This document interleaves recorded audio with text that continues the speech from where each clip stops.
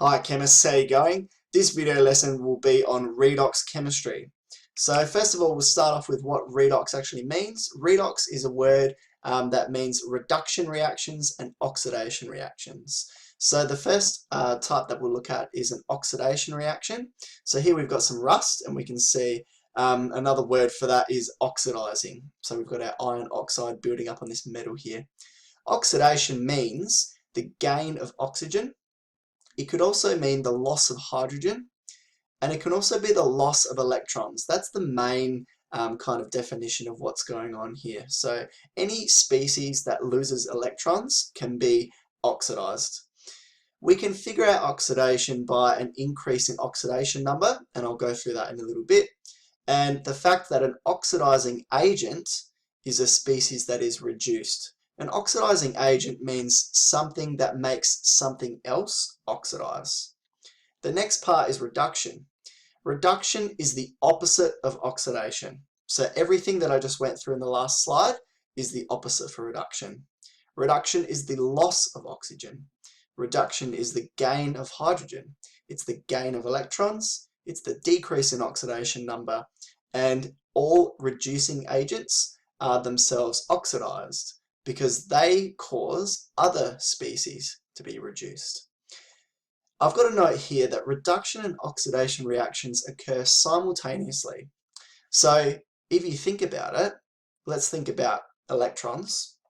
If oxidation is the loss of electrons, those electrons need to go somewhere. So that will go to the other species, which is reduced. So those simultaneous redox means that you have a chemical reaction occurring. Here's an example of a redox reaction. We have some copper wire inside a beaker that contains some silver nitrate.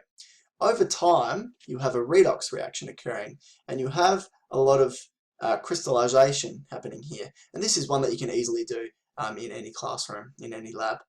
So we've got silver crystals forming here, okay, and we've got the copper metal forming copper ions. So what's happening here is the silver ions, Ag+, are gaining electrons to form silver metal, which is what's growing here.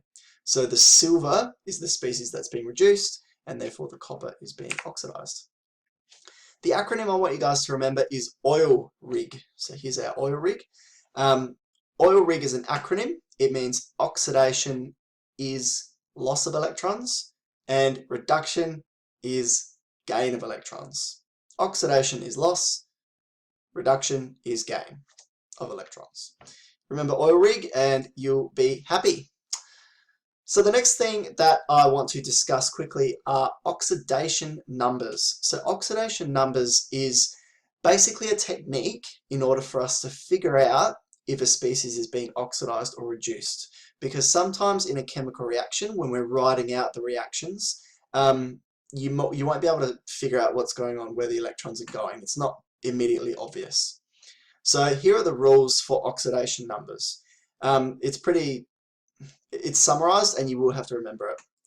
The oxidation number of an element is 0. The monoatomic ion is equal to its charge. So if it's a -1 ion, like a chloride ion, then the oxidation number is -1. Hydrogen is +1, except any hydrogen that exists in a metal hydride. So for example, sodium hydride, and that's going to be -1 in that case. It's to do with the electronegativity of the elements. Oxygen is -2 because oxygen usually gains 2 electrons. So basically, for covalent rules, we're just assigning the electron fully to the element. In a peroxide, for example, hydrogen peroxide at H2O2, oxygen is -1.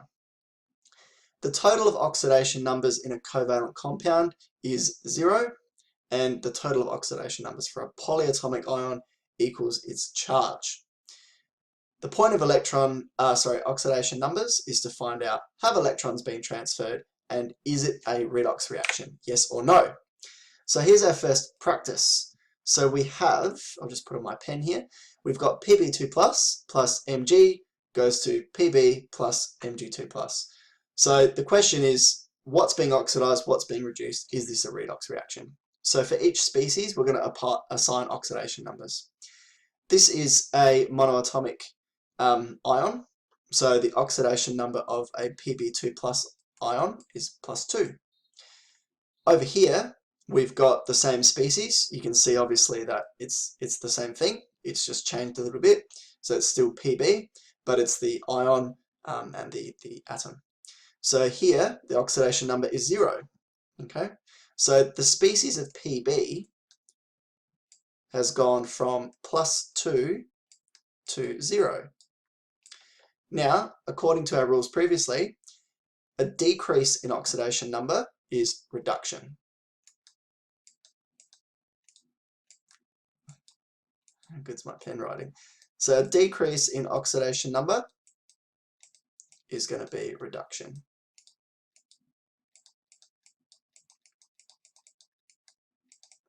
And then the opposite here, we've got 0 for magnesium, and here we've got a +2 for an oxidation number.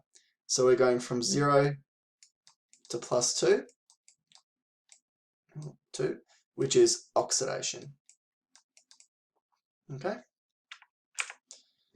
Our second practice here, we've got slightly more complicated things. We've got how many different species here? It's not 1 and 2. We've got hydrogen, oxygen, fluorine. So we've got 3 things that we're looking at here. Okay, so we'll do fluorine first. That seems to be quite easy. So we've got 2F2. Ignore this 2 and ignore this 2. They don't really do anything. So this is an element. So oxidation number of any element is going to be 0. Same with this oxygen here. Oxidation number of any element is 0. Here we've got a species that's kind of sharing electrons. Now oxygen is always going to be -2 and hydrogen is always going to be +1. Okay, and we can test that that's correct because H2, so you've got 2 copies of +1, so that would be 1 + 1 is 2. And you've got 1 O, which is -2. And the sum of those 2, if you're adding them up, is going to be 0, which is correct. Okay, because the oxidation number of that entire thing, the sum of those oxidation numbers, sorry, would be 0.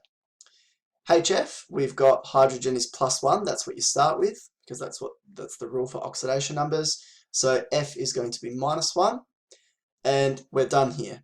So which species is being oxidized, which is being reduced, and which is not doing anything. Okay, based on my working out here, see if you can guess or figure out which species is being oxidized, reduced, and which is staying the same. Okay, so we can see that hydrogen, +1 to +1, no change, so no redox. Oxygen goes from -2 to 0 oxidation number, which is an increase, therefore oxidation. Fluorine, 0 to -1, that's a decrease, therefore reduction. So oxidation numbers are what we can use in order to figure out if a redox reaction has occurred, and these are in your notes. So let's use oxidation numbers to figure out the oxidation number of Cr in CrO4 2-. Where would we begin? In this polyatomic ion, we have 2 species, Cr and O. We know that the oxidation number of O is -2. Now there are 4 copies of that O. So that means 4 times -2 is going to be -8. Chromium at the moment is our unknown. Okay, so we're going to go X here. So we're multiplying those 2, and they are going to be equal to -2. So the sum of those oxidation numbers, X take 8 equals -2. So what is X going to equal? X take 8 equals -2. So we're going to +8 to both sides. Cancels. -2 plus 8 is going to be +6. So the oxidation number of Cr in this species here is +6. Your turn. figure out the oxidation number of Cr in this species, Cr2O7 2-. Can you try this in your books now? Okay, so oxygen is -2 once again. -2 times 7 is -14. The charge of the polyatomic ion is -2. So the sum of the oxidation numbers of these two species has to equal -2. We've got 2 times x here. So basically we're saying 2x take 14 equals -2. So what are we going to do here? We'll plus 14 to both sides. Cancel, cancel. So that's going to be 2x equals 12. Divide both sides by 2. Divide 2. Divide 2. X equals, run out of space, 6. So again, the oxidation number of Cr is going to be +6 in this species. Now that's not always the case. Different atoms can have different oxidation numbers. Guys, thank you for watching this video, and I will see you next time.